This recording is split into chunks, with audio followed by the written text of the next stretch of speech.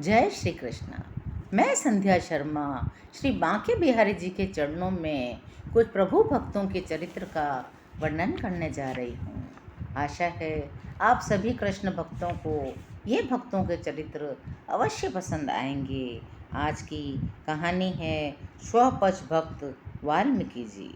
स्वपच वाल्मीकि नामक एक भगवान के बड़े भारी भक्त थे। वे अपनी भक्ति को गुप्त रखते थे। एक बार की बात है, धर्मपुत्र राजा युधिष्ठिर ने बड़ा भारी यज्ञ किया। उसमें इतने ऋषि महर्षि पधारे कि संपूर्ण यज्ञ स्थल भर गया। भगवान ने शंख स्थापित किया और कहा, यज्ञ के सांगोपांग पूर्ण हो जाने पर यह शंख बिना बजाए ही बजेगा। यदि नहीं बजे तो समझिए यज्ञ में अभी कुछ त्रुटि है, यज्ञ पूरा नहीं हुआ। वही बात हुई।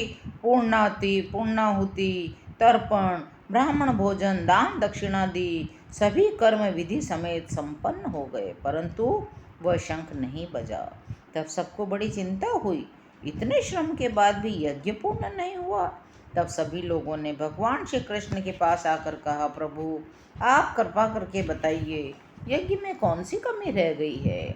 भगवान श्री कृष्ण बोले, शंख न बजने का रहस्य सुनिए। यद्यपि ऋषियों के समूह से चारों दिशाएं संपूर्ण भूमि भर गई है, सभी ने भोजन किया है, परंतु किसी रसिक वैष्णव संत ने भोजन नहीं किया है। यदि आप लोग यह कहें इन ऋषियों में क्या कोई भक्त नहीं है, तो मैं नहीं तो कैसे कहूँ। अवश्य ही इन ऋषियों में बहुत उत्तम उत्तम भक्त है। फिर भी मेरे हृदय की एक गुप्त बात यह है कि मैं एक सर्वश्रेष्ठ रसिक वैष्णव भक्त उसे मानता हूँ जिसे अपनी जाति, विद्या, ज्ञान आदि का अहंकार बिल्कुल न हो, जो अपने को दासों का दास मानता हो। यदि यज्ञ पूर्ण करने की इच्छा है तो ऐसे भक्त को लाकर जिमाइए, भोजन करवाइए। भगवान की यह बात सुनकर युधिष्ठिर ने कहा, प्रभु सत्य है, पर ऐसा भगवत भक्त हमारे नगर के आसपास तो कहीं दिखाई भी नहीं देता, जिसमें अहंकार की गंध न हो। ऐसा भक्त तो किसी दूसरे लोक में भले ही मिले। भगवान ने कहा, नहीं, तुम्हारे नगर में ही रहता है। दिन रात प्रातः सायं तुम्हारे यहाँ आता जाता भी है, पर उसे कोई जानता नहीं है, क्योंकि वह स्वयं अपने को प्रकट भी नहीं करता है। सभी आश्चर्य से चौंक उठे। बोले, प्रभु कृपया शीघ्र बताइए, उनका क्या नाम है और वे कहाँ हैं? हम स्वयं जाकर उनके दर्शन करके अपने को सौभाग्यशाली बनाएं। भगवान ने कहा, स्वपच भक्त वाल्मीकि के घर को चले जाओ। वे सर्व विकार रहित सच्चे साधु हैं। अर्जुन और भीमसेन भक्त स्वपच वाल्मीकि जी को निमंत्रण देने के लिए उनके घर जाने को तैयार हुए। तब भगवान ने उन्हें सतर्क करते हुए हृदय की बात खोलकर कही, जाते तो हो पर सावधान रहना। भक्तों की भक्ति का भाव अत्यंत दुर्लभ और गंभीर है। उनको देखकर मन में किसी प्रकार का विकार न लाना, अन्यथा तुम्हारी भक्ति में दोष आ जाएगा। दोनों ने स्वपच वाल्मीकि के घर पहुंचकर उनके चारों ओर घूमकर उनकी प्रदक्षिणा की। आनंद से झूमते हुए पृथ्वी पर पड़कर साष्टांग दंडवत प्रणाम किया।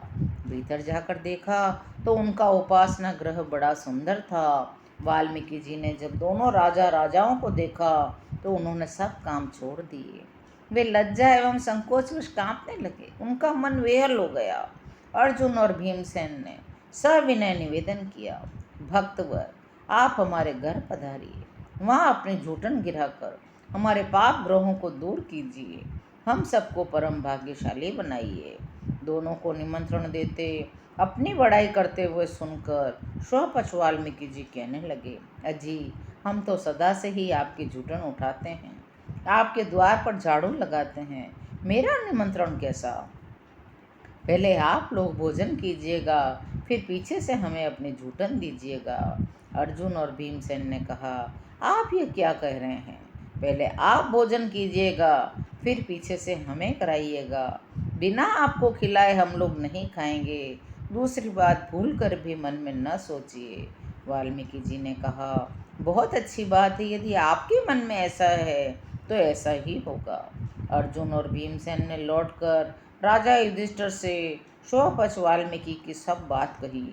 सुनकर युधिष्ठिर को स्वपच भक्त के प्रति बड़ा प्रेम हुआ। भगवान श्री कृष्ण ने द्रौपदी को अच्छी प्रकार से सिखाया, तुम सभी प्रकार के षड्रस व्यंजनों को अच्छी तरह से बनाओ। तुम्हारे हाथों की सफलता आज इसी में है कि भक्त के लिए सुंदर रसोई तैयार करो। रसोई तैयार हो चुकने पर राजा युधिष्ठिर स्वयं जाकर वाल्मीकि को लिवा लाए। उन्होंने कहा, हमें बाहर ही बिठाकर भोजन करा दो। श्री कृष्ण भगवान ने कहा, हे युधिष्ठिर, ये तो तुम्हारे भाई हैं, इन्हें सादर गोद में उठाकर स्वयं ले आओ। इस प्रकार उन्हें पाकशाला में लाकर बिठाया गया। उनके सामने सभी प्रकार के व्यंजन परोसे गए। रस में प्रसाद का कौर लेते ही शंख बज उठा, परंतु थोड़ी देर बाद बजकर फिर बंद हो गया। तब भगवान ने शंख को एक छड़ी लगाई। भगवान ने शंख से पूछा, तुम कण कण के भोजन करने पर ठीक से क्यों नहीं बज रहे हो? घबरा कर शंख बोला, आप द्रौपदी के पास जाकर उनसे पूछिए। आप मन से ये मान लीजिए मेरा कुछ भी दोष नहीं है। जब द्रौपदी से पूछा गया तो उन्होंने कहा, शंख का कथन सत्य है। भक्त जी खट्टे मीठे आदि सभी रसों के सभी व्यंजनों को एक में मिलाकर खा रहे हैं। इससे मेरी रसोई करने की चतुरता धूल में मिल गई। अपनी पाक विद्या का निरादर देखकर मेरे मन में यह भाव आया, आखिर हैं तो ये स्वपच जाति के ही, ये भला व्यंजनों का स्वाद लेना क्या जाने। तब भगवान ने सब पदार्थों को एक में मिलाकर खाने का कारण पूछा। वाल्मीकि ने कहा, इनका भोग तो आप पहले ही लगा चुके हैं भगवान, अतः पदार्थ बुद्धि से अलग अलग स्वाद कैसे लूँ?